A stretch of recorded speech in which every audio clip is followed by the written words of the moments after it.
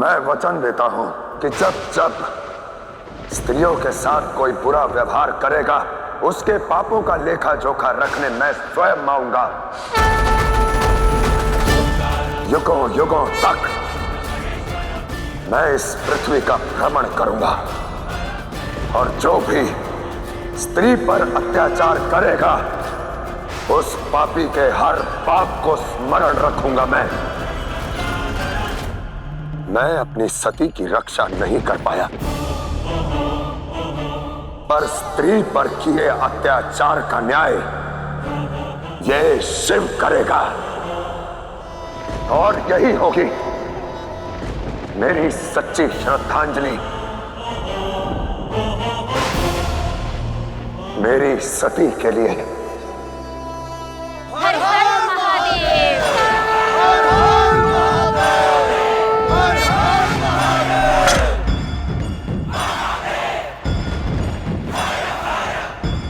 मैं अपने कर्म पूर्ण कर चुका हूं। अब मैं वही करूंगा जो मेरा हृदय कहेगा। इस सृष्टि और संसार की चिंता से मुक्त होकर मैं अपनी पीड़ा के साथ उन्मुक्त भटकता रहूंगा, उन्मुक्त भटकता रहूंगा, उन्मुक्त भटकता रहूंगा, उन्मुक्त भटकता रहूंगा। कहा था ना देवी, महादेव कुछ ना करें, उसमें भी एक उद्देश्य निहित है। उनका इस प्रकार विरक्त होकर भटकने में भी एक उद्देश्य छुपा है। जैसे जैसे युग बीतेंगे, मनुष्य और ईश्वर के बीच दूरियां बढ़ेंगी। मनुष्य पाप करने से कम भयभीत होगा। किंतु आज जो घोषणा महादेव ने की है, उसके पश्चात स्त्री का अपमान करने वाले, उन पर अत्याचार करने वाले सदैव महादेव से भयभीत रहेंगे, क्योंकि उनके कर्मों का लेखा जोखा स्वयं महादेव करेंगे।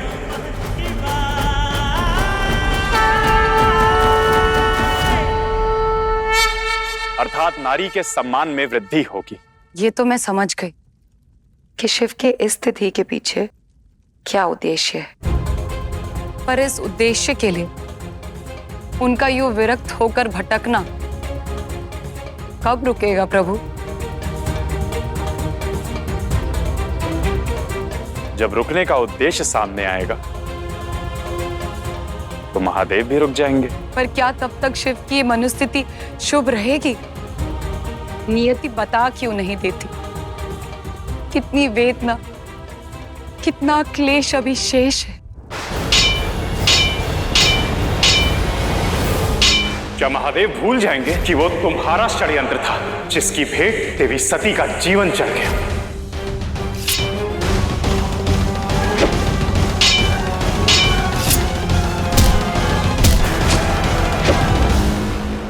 ऐसे लड़ोगे देवताओं से तो जीवित नहीं रहोगे। तुम्हें जीवित रहना होगा। असुर माता, बजरंगी मूर्छित है। यदि यही स्थिति रही तो उसका शिशु जन्म लेने से पहले ही मर जाएगा। असुर माता, अब तो वैद्य माता को बुलाना ही होगा।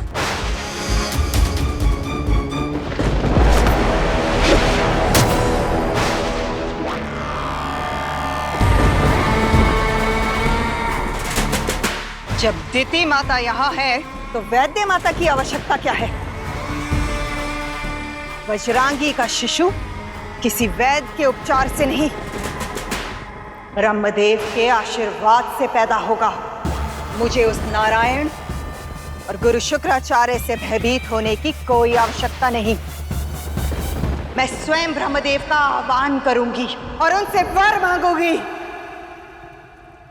बजरंगी का पुत्र जीवित पैदा होगा और सभी देवताओं से अधिक शक्तिशाली होगा।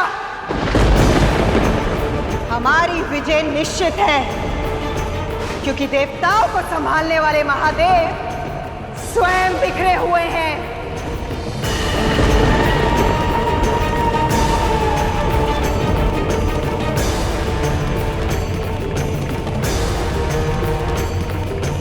शिव का इस तरह धरती पर भटकने का एक ही अर्थ है, कि उन देवताओं के अशुभ दिन आ गए हैं। जाओ, सभी असुरों को एकत्रित करो।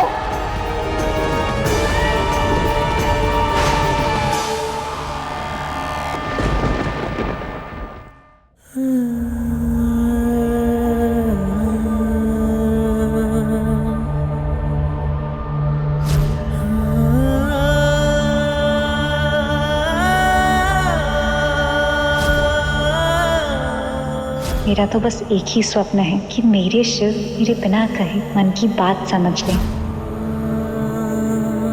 हर हर महादेव, हर हर महादेव,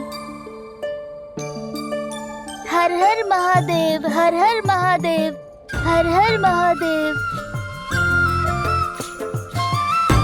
कौन है आप?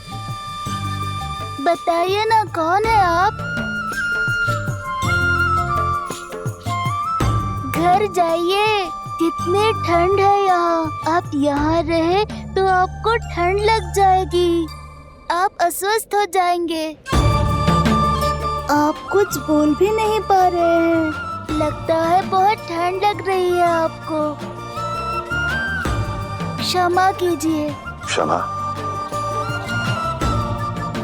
किस लिए? मैं आपको चद्दर देना चाहता हूँ, परंतु नहीं दे पाऊंगा।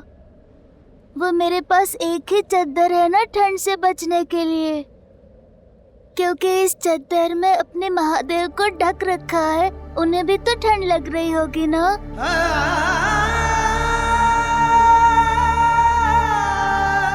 ऐसे क्या देख रहे हो? मैं सत्य कह रहा हूँ, देखिए।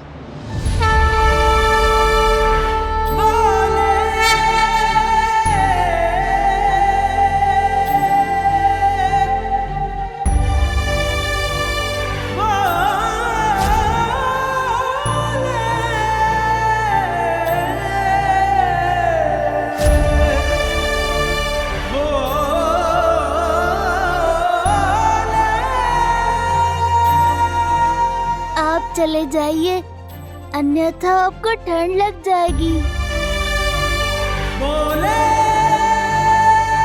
शिव आपकी रक्षा कर रहे हैं।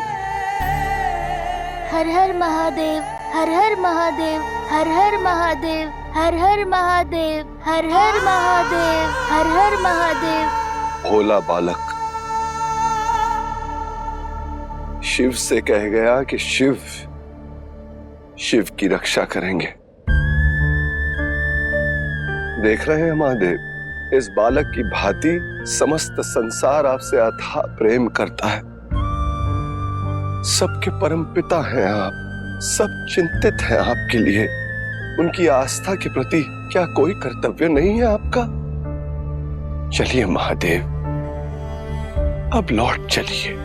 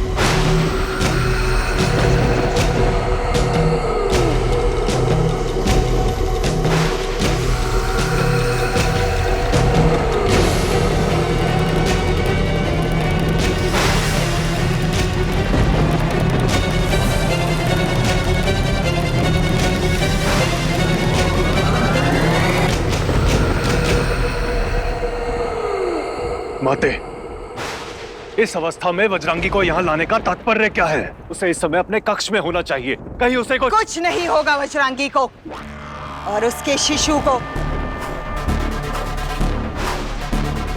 इसीलिए उसको यहाँ लेके आई हूँ।